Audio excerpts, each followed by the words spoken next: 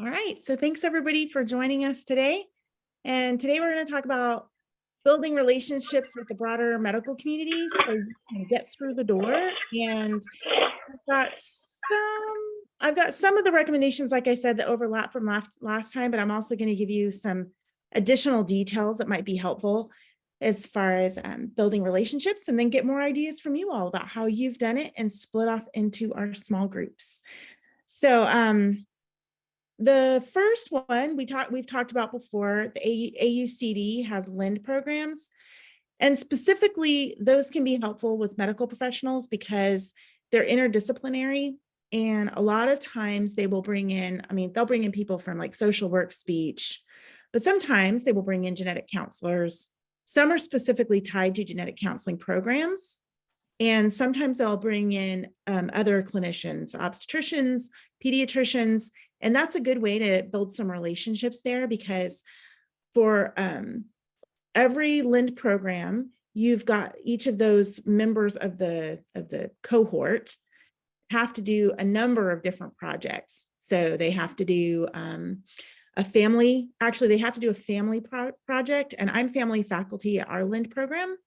And so if you tie in with your organization and say, hey, we would really love to help and be a resource for any medical providers who come through and be available for your family support component of your LIND program, that's a great way to make inroads, and you can help them craft their research projects.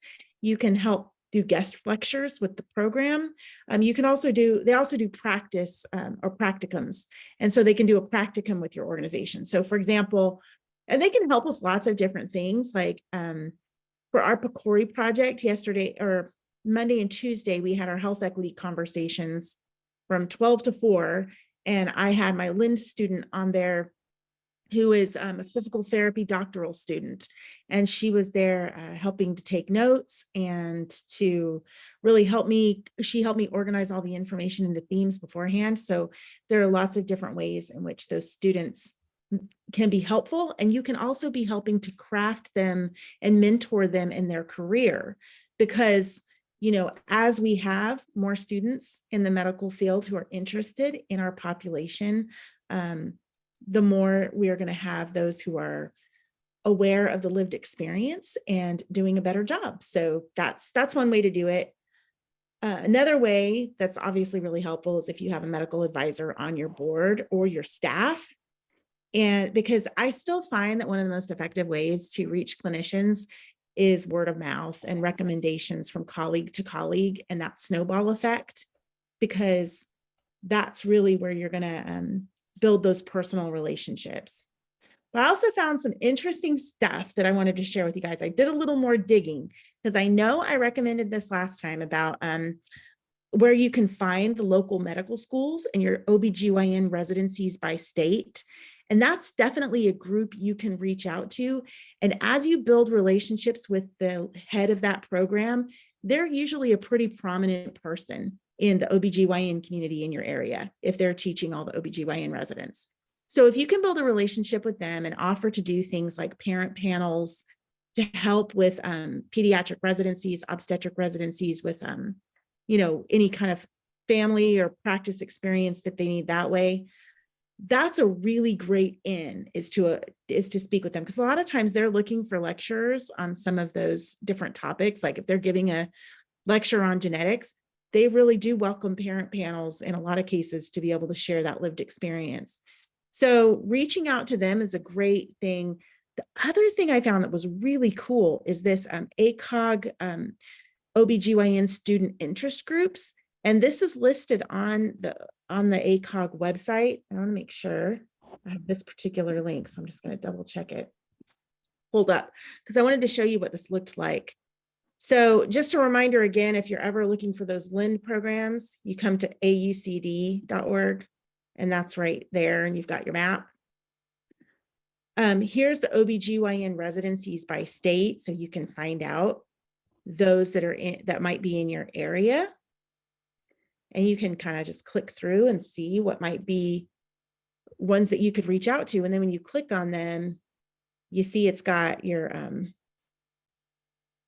your leadership. And so these are the folks I'm saying would be really helpful to reach out to, because they're going to be leaders in the community who are respected and who can also connect you with any opportunities to present to students. And here's the OBGYN student interest group, which I thought was really a neat find. So you can click here to find out who the leads of some of these are. And it actually gives you the names of the students who run the OB student interest groups. And you can also reach out to them and say, hey, we would love to do presentations for your student group. Do you have any opportunities for advocacy organizations to present? Because they may, I don't know how, I'm sure all of these are run somewhat differently, but they may have different lecture series and things that you could be part of. So those are individuals you could also reach out to about maybe getting involved with your organization. And they may be looking for some of those real world opportunities for service, because a lot of students are much more civic minded when they're in that part of their career, because they've got they're still young and fresh and excited about the world. So not that older people aren't either, but I'm just saying that you've got a higher percentage who are really eager to learn. And so that's another group you can reach out to. Stephanie, can I interrupt with one question? That was broken down by district. Yes. So how do you know what district you're in? Okay, so if you go onto the ACOG website, you can actually search for the different districts. I think I pulled that up. Got so many windows open right now, but let me try to open another tab and see if it works. Oh, that did not do what I meant for it to do. Okay. Because they're separated, the district sections are separated out according to state. And so each state is in its own district. And so so you're Alabama, you can click and then you can see which district you belong to. So you're District 7, and it tells you it represents Alabama, Arkansas, Kansas, Louisiana, Mexico, Mississippi, and then you know which district you belong to. And so then you can cross-reference back over here. And you're like, oh, okay, well, I'm in Alabama and I just saw that, I'm going to want to look for district number 7, right? So let's scroll on down here and there we go. So it tells you who your people are in Alabama. Good question, Nancy. Thank you. And yeah, it's nice because they give you their email so you can reach out. Another great way to reach those clinicians, let's see, click back over here. Hospital connections. And I think we've talked quite a bit about the social worker at the hospital is often a connection for our families. So make sure you know who the social worker is at the hospital, because a lot of times they can connect you to the right folks if you want to give presentations. I know that's how it worked for me one time when I was giving a presentation. It was the social worker at Northside Hospital in Atlanta, and she ended up setting it up so that we did a nurse lunch and learn. And so they can sometimes coordinate those lunch and learns. And also they are the ones who often see families before they leave the hospital. Ideally, the hospital's got it set up so that there's a social worker involved in that process. And so they can be a really good person to reach out to in order to disseminate materials for your organization, your medical outreach materials. The other option with hospital connections is to do grand rounds. And I found this really great article that explains grand rounds specifically with family involvement. So I'm going to show you that really quick. And obviously I'm going to give you all of these links. Oops, I meant to go to Chrome, there we go. And so this talks about implementing patient family-centered care grand rounds using patient family advisor narratives, which is exactly what you are aiming to do. And this is a 2015 article, and it talks about how it was navigated at Brigham and Women's Hospital in Massachusetts, and talks about, in this particular case, the main contacts were the chief medical officer, the chief nursing officer, and also the chairs of each medical department. So those are different people you can reach out to if you're interested in doing the patient and family advisory councils. And they also often have patient and family advisory councils that might already be involved in the hospital, but maybe not Down syndrome in particular. So that's another question to ask. And so those are things you could ask the social worker about too, who the connections might be for you to see who could set that up for you. But I think this gives a good overview of how those grand rounds can be run. Okay. Others, and we've talked about this in the past, but local genetic counseling programs. And if you come over here, there's this whole ACGC program directory on their website.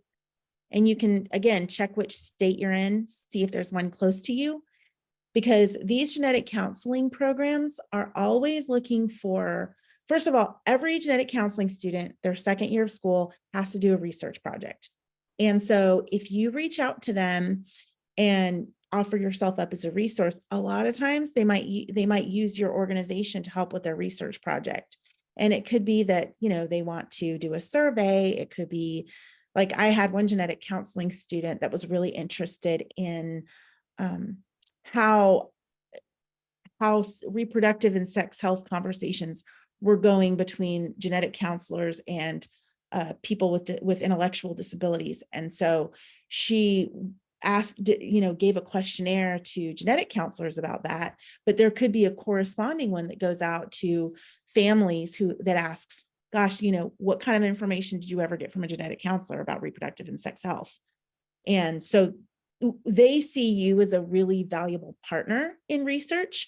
And the other thing is that they're always looking for speakers for their students. And the cool thing about it is that increasingly that's being done more like, obviously a lot of Zoom appearances in the classroom. So you don't even necessarily have to go in there. I mean, I have 5 genetic counseling programs that I present to every year that I do remotely. So, but it's even better if it's you guys who are in their local area and then they're calling you and saying, hey, we would like to partner on all these other initiatives and work with you. And these genetic counseling students can be great allies too, because I've had genetic counseling students who've run our social media, and I give them like all of our, different resources. And I'm like, okay, can you promote these? Can you share them in the genetic counseling, because they have all kinds of LinkedIn forums and social media channels that we aren't part of,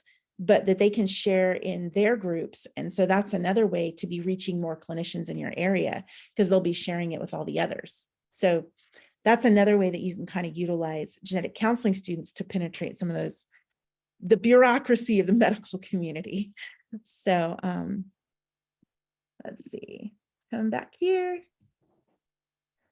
Down syndrome clinics. I've got a list. NDSC has a great list of Down syndrome clinics. Global has a list. I think NDSS has a list. They are really great to be tapping into and making sure that, maybe you're hosting joint presentations together.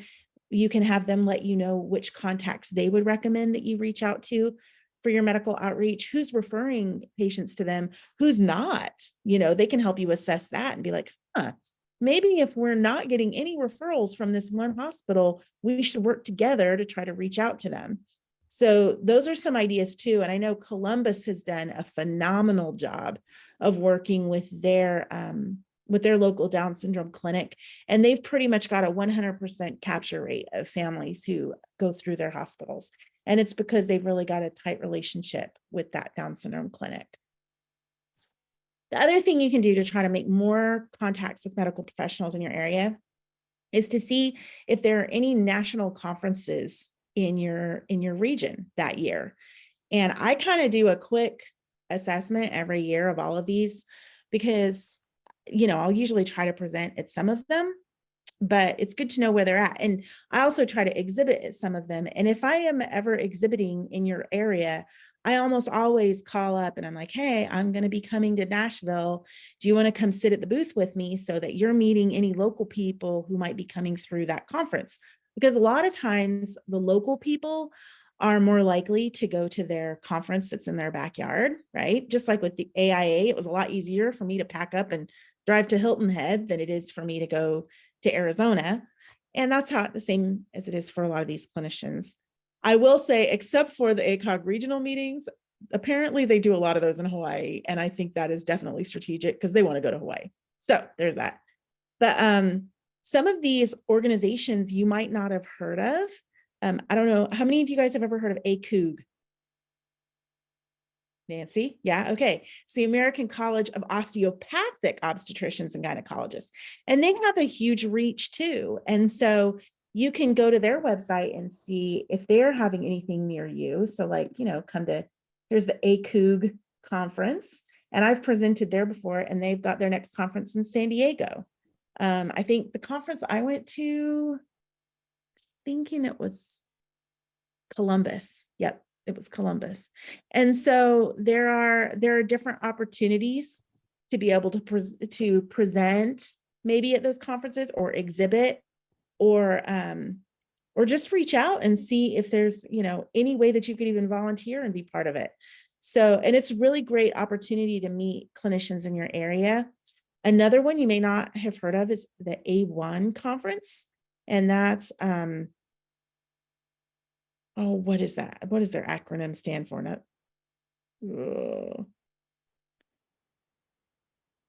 now it's going to bug me. Hold on.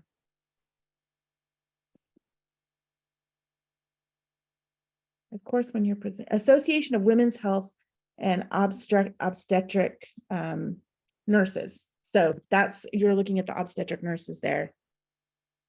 And you can see where they're having their conference this year.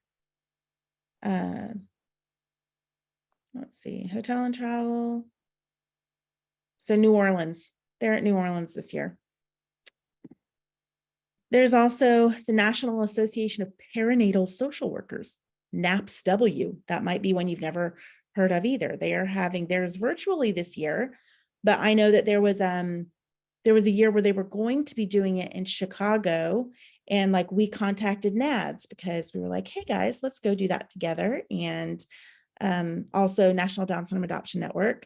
We were like, let's partner and give a presentation at this conference. Unfortunately, COVID happened, so we didn't get to do that one. But that's another option to look at. So those are some of the more, they might be conferences that you are not as aware of, but they definitely have a reach. And there's also National Society of Genetic Counselors, ACMG. And I'm going to move this down here for just a second and tell you why I'm saying this in just a minute. And I'm going to add one more to this list. I tend to like these conferences because they are big enough that you're reaching a lot of people, but they're not so big that you're just lost in the shuffle. So if you choose to exhibit, you're still going to get to talk to people. So like NSGC this year is going to be held at, sorry, I can't see, Chicago. And we have applied to present at that one. ACMG is being held in Salt Lake City next week. And these move around every year. They're going to be found in a different place. And so it's important to kind of keep up with that to see where, if it might be near you. Society of Maternal Fetal Medicine is a good one for reach, but I'm going to give you a little insight on this one. It's very expensive. So even the nonprofit rate is $4,000 for an exhibit booth. So I've only ever done it once, and we split the cost with another organization because that's a pricey one. And it is usually almost always held in San Francisco.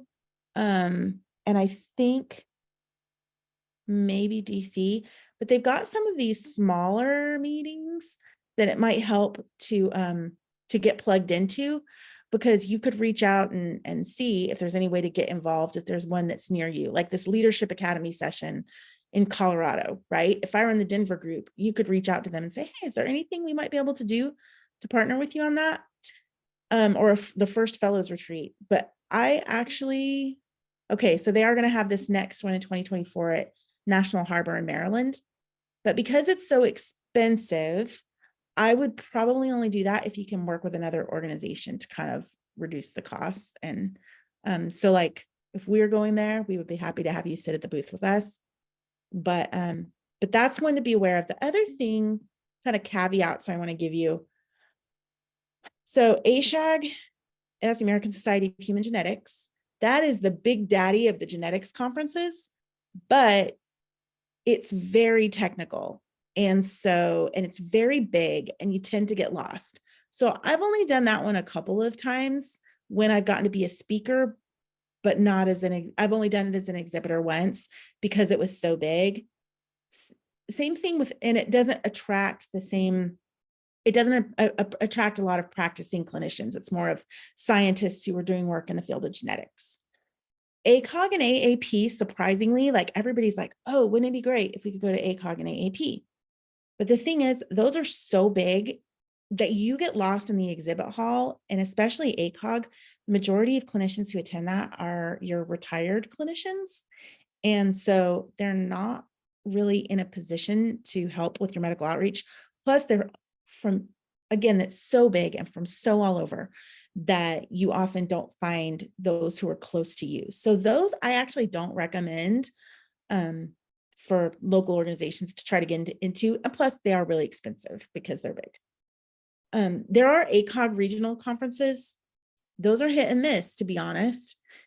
Some of them you might make some connections. But again, they like rotate, I swear, between their local area and Hawaii every other year. And I think that's because they want to go to Hawaii. And the other thing about the ACOG regional conferences is that sometimes, depending on who the conference organizer is, you'll have a good spot and you'll be able to meet a lot of clinicians. And other times they will put you in Siberia and you don't necessarily get to see people. So, if possible, consult with someone who's been to one of those before. And that can be really helpful. May I interrupt with? Yes, Nancy. With a reflection. Thank you, Stephanie. The ACOG regional, because it's your local people, you're more likely to see people that you would want to see. If you're a local organization and you're going to a national meeting, you know, 90% of the people you see are more, they're not even anything to do with you. But with the regional, you're going to have more people that are local. So years ago, before Down syndrome pregnancy was part of the National Center, when we were just out on our own, we did the trifecta where we went to the regional ACOG conference in our area, which was existing simultaneously with the national ACOG. So they did a joint venture, ACOG and the regional ACOG, because we have a greater concentration of DOs in our area as opposed to MDs. So it made sense for them. So they were in our geographic area, and we partnered with the Children's Hospital of Philadelphia's Trisomy 21 clinic. So we had the CHOP kind of name and, you know, decor on our booth, and we had the coordinator for the Down syndrome clinic there.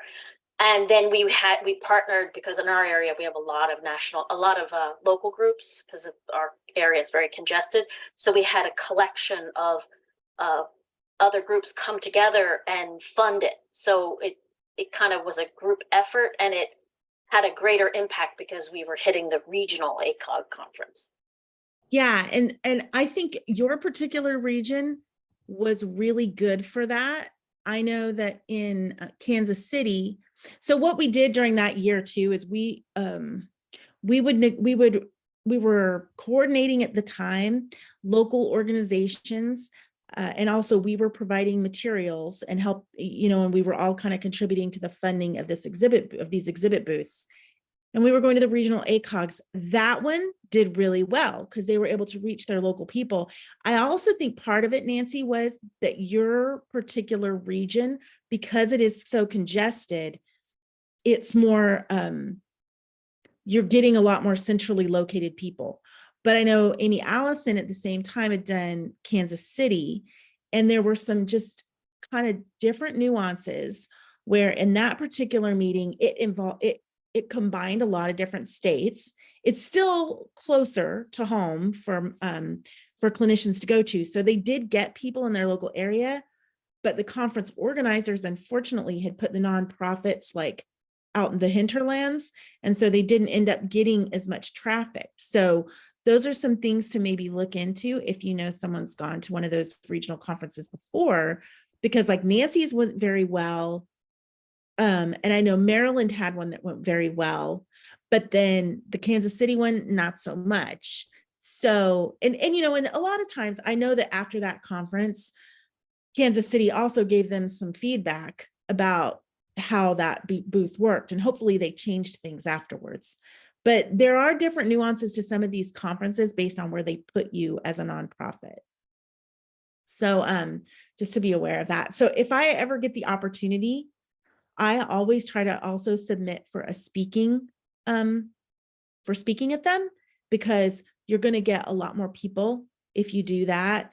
And so look at that. And I will say that if you ever apply to speak at one of these conferences, make sure that you're speaking with someone who also is a professional in that area. So it needs to be a joint presentation. So if you have a genetic counselor that you want to present with, that's what you would do for NSGC. But you don't want to just cold apply, because they don't usually accept you if you're just like if you don't have a connection to the discipline in the field. So that's just something to be aware of. Anybody can do exhibit. A lot of times they will accept a poster if you're applying with yourself and a clinician, and very rarely will they accept speakers, but it's worth a try. So especially if you're going for one of these state obstetric organizations, because in addition to the regional, some places also have state organizations. And so this is ours for Georgia, and I was going to show you that really quick. You kind of have to do a little Google research in order to figure out if you have one and what it is. And I'm happy to help you with that, but this is what I found for Georgia. And see, we've got our Georgia OBGYN group. And of course, the more local you get, the better it's going to be for you as an organization. You might even have some regional associations for your area, especially if you're in a big place like, those of you who are in the Bay Area, you could have a Bay Area OBGYN association. I don't know, but it's worth looking into. But you can see that for this group, they have an annual education meeting as well as a winter symposium.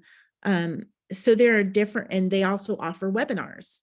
So if you reach out to them, those are things that you can ask about. And usually they're a lot easier to get a hold of. So like, you click here, you can see, they're just like most of our organizations, they list the contact information for their leadership. And those are people, again, to reach out to who you could offer to do presentations with. You could offer to, disseminate materials at their meetings, those sorts of things. And then, you can see the winter symposium, where is that going to be? Okay, that's at the Atlanta Marriott Buckhead. Well, gosh, that's a lot closer for me than even my regional ACOG meeting, right? So, because regional ACOG could be anywhere in the Southeast United States, whereas this is going to be a 40-minute drive. And it's going to include a lot more doctors who are in my local area. So those were some of the ideas that I had for kind of breaking through some building relationships with the broader medical community. But I'm curious what others of you have done, and we'll do that for a few minutes, then we'll break out into our groups.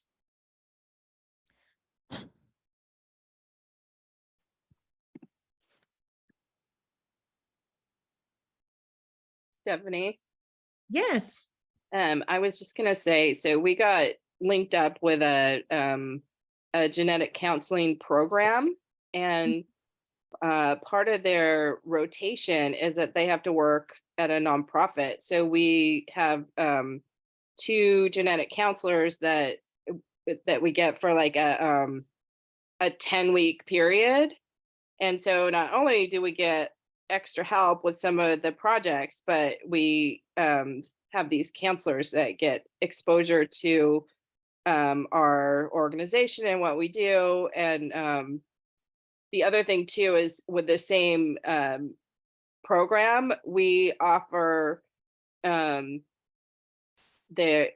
admission to our annual like convention, and we let them come for free just because and so the head of that department always makes all her counselors come and attend our conference. So it has been a huge help just getting connected with the head of this school, and she every year just keeps her counselors coming. So just wanted to share Yeah. that. Honestly, once you get tapped in with a genetic counseling program director, it's like a relationship for life. I'm not even kidding you guys. Like, they will send you their students. They are so excited. And I don't know how many of you are familiar with the research by Katie Sheets. She looked at Katie Barrier Sheets. She looked at the difference between what genetic counselors think is important to receive the information at diagnosis.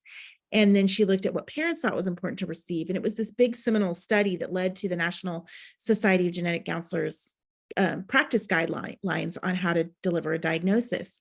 Well, that all started with exactly what Pam was saying. She was, as part of her genetic counseling rotation, she was volunteering at the local Down syndrome organization. She didn't have a family connection, but like after doing that, it was so impactful for her that ended up becoming the focus of her research, which then impacted these practice guidelines that impact all of us. So, I mean, these can have really far-reaching implications when we build these strong relationships.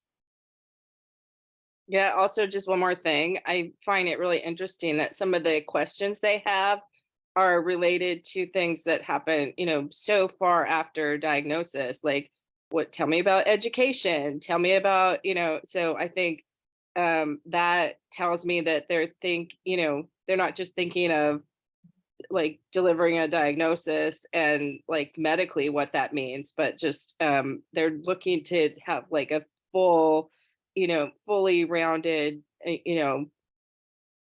visual of what it means to um, have someone with Down syndrome in your life. Mhm.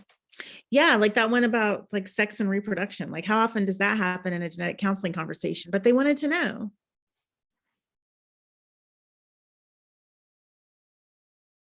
Good points. Any others who've had some cool experiences like that? We are on track. Oh, sorry. In the Down Syndrome Network of West Virginia, I'm an occupational therapist, is what I went to school for. And so I haven't practiced that since 2020, but one of my classmates who is on staff at the OT school in our state reached out for the Down Syndrome Network to exhibit at their annual conference, which it's free for students. So it's mostly students who attend, but there were several clinicians there as well, but also students are going to be practitioners. And so it was really nice to make those connections. But I also was speaking with some of the professors there, and they have a new doctoral program that they're offering, and they want to partner with our organization. I think it will start in 2024 for their grad projects to see if we have any unmet needs as an organization and how they can help us with that. So that was a really cool connection to have. That's awesome.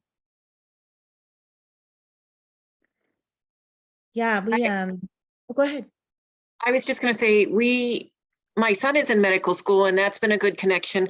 But there's another person locally who is in medical school and has a sibling with Down syndrome, and she's invited me to speak at her club and is also doing an event with us. So as the siblings get older, my daughter's in OT, my son's in medical school, they go into all these things. My son actually has 4 people in his class who have siblings with Down syndrome. So that can be, I know, isn't that great? So that can be a good way to get in through the growing siblings. That's a really great point. And I hadn't really picked up on that, but I have another friend who's, because all of we're kind of just getting to the age where our kids are siblings that could be making those choices, right? And Mhm. you're right. I have a number of friends whose kids are siblings and going into medicine. Yeah, it's because they get, you know, it's an easy entry. Yep, yep. And I will say, I heard someone talk about occupational therapy with graduate projects.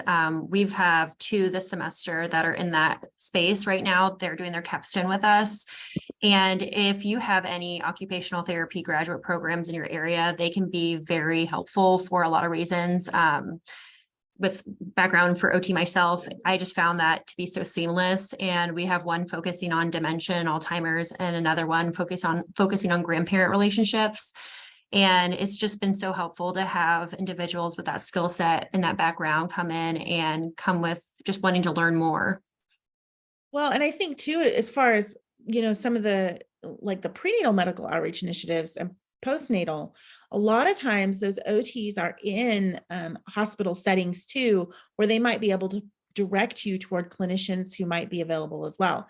So, I mean, they are valuable in and of themselves, but they also work, like we have OTs who work in our NICU and speech therapists. So that I think it's important to realize what an asset those other disciplines can be. It's a good point.